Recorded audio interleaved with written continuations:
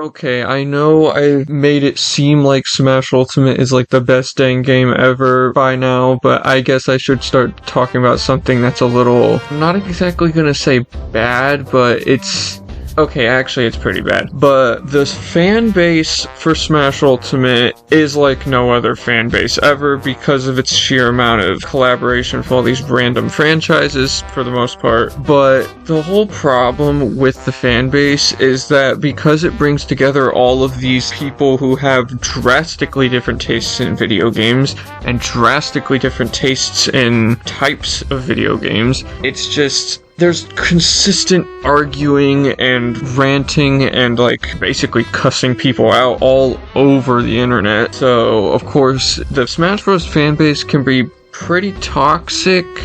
I mean, good grief, even all the way back since Brawl, people have been arguing, because Brawl is very controversial with the Melee fans hating it and the Brawl fans loving it, okay.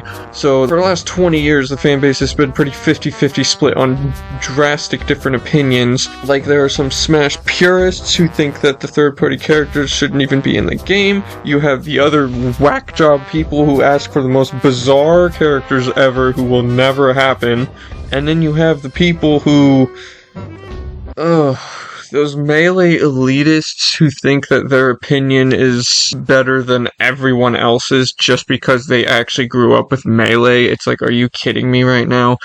Just because Melee is praised as one of the greatest games of all time doesn't mean your opinion's good. I mean, good grief, guys. Young Link and Pichu are literally two of the worst characters in the entire game. Anywho, fast forward all the way to Smash Ultimate, that's where the majority of the controversies start. Because every time there's a character that's announced that's coming to Smash, the arguments always spur on whether or not the character makes sense, whether or not the character was a good choice, and of course the people who are mad that their favorite character from their favorite video game wasn't announced. Of course those people are losers, and everyone knows that. But, I mean, you can't really blame them, because, like, of course you're gonna be a little disappointed when you, like, got your hopes up too high, but then at the same time, it's like you don't have to be acting like a flippin' crybaby, like, good grief, guys, it's just a video game at the end of the day. I mean, it's also not inherently the fans' fault, because Nintendo does make some pretty ballsy decisions, I will say. Like, oh my goodness, whose idea was it to put Piranha Plant in the game? No wonder the fan base is broken as heck. Like, if I pull up the top most requested characters since Sora was added, this list, it's... Okay, so this list is absolutely... I don't even know how to put it because of how stupid some of these character choices are and how stupid the ranking is. Like, it's based on votes. Like, there used to be this old Smash poll that you got to vote in your character for Smash, and Nintendo would probably consider putting them in the game. But at the end of the day, I think it was just Sakurai trying to troll everybody and seeing all the characters who made it at the very top of the list and saw that the majority of them were like either non-Japanese video game characters that would most likely never make it in Smash ever, or they were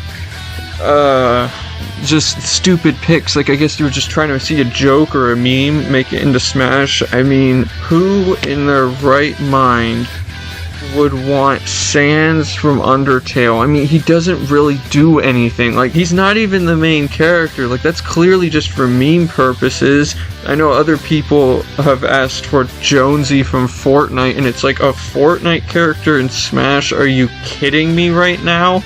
I shouldn't even have to talk about this, but this is just how ridiculous this list is. I mean, think about any character who's not already in Smash, and or just any character from across video game history. I'm talking all the way back to the flippin' 80s, all the way through today. They're on this list. That's how many characters on this list. There's like 900 some odd characters. It's ridiculous. But the majority of the characters on this list are super obscure characters. I mean, some of them I've never even heard of. Like, who in the world is Sam and Max? I mean, some of this is just so ridiculous. I mean, like, how do you even know that, like... And it's like, I guess to be fair, I have some characters that I'd like in Smash 2 that are pretty obscure. I mean, for the most part, though, it's franchises that are already in Smash just add-on characters. Like when they announced Kazuya, I was kind of a little bummed that it wasn't Jin Kazama, but other than that, like, it's just characters that would most likely make it in just because the franchise they're from is already in Smash with a playable character. Like, some of this is just, bro, you're reaching. I mean, think about it. It's like, it's not the fact that it is an obscure character, it's the fact that someone chose that over literally anything else. Like, why in the world would someone choose what I just said, Sam and Max, over Master Chief from Halo, Crash Bandicoot, Dante from Devil May Cry, Dr. Eggman, Knuckles, Shadow, Tails, all from Sonic? I mean, heck, even the Monster Hunter isn't even in Smash yet. There are some, like, obvious characters that, for me personally, I feel like I would be happy if they did put those super popular characters in. Like, I don't play Halo, I don't play Devil May Cry, but I know that both of those characters, Master Chief and Dante, would be really cool in the game because of their sheer popularity, and of course they have tons of rich video game history, so of course they'd have a lot to work with their movesets, whereas when you pick this like super obscure character that like no one's heard of and is literally only from like one game, then of course you're not going to have much to work with, and because of them not being super recognizable, what's the point in adding them? I don't understand why Isaac from Golden Sun is so high on this list. Like, he's literally only from 3 games, and the only reason I know that is because I was Googling him when I first saw him in Smash. I'm like, who's this blonde-haired anime kid?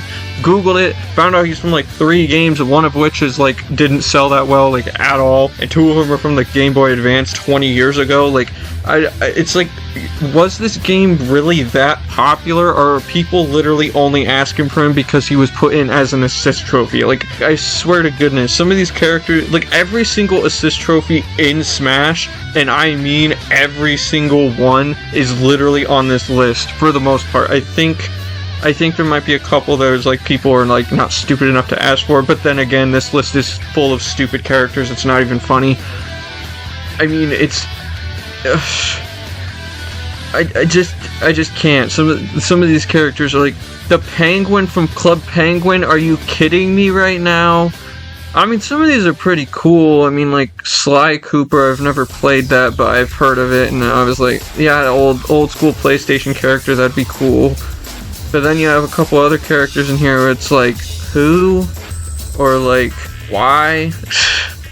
And that's just the people asking for characters. You never believe the amount of hate that Steve got, and it's actually pure stupidity, honestly.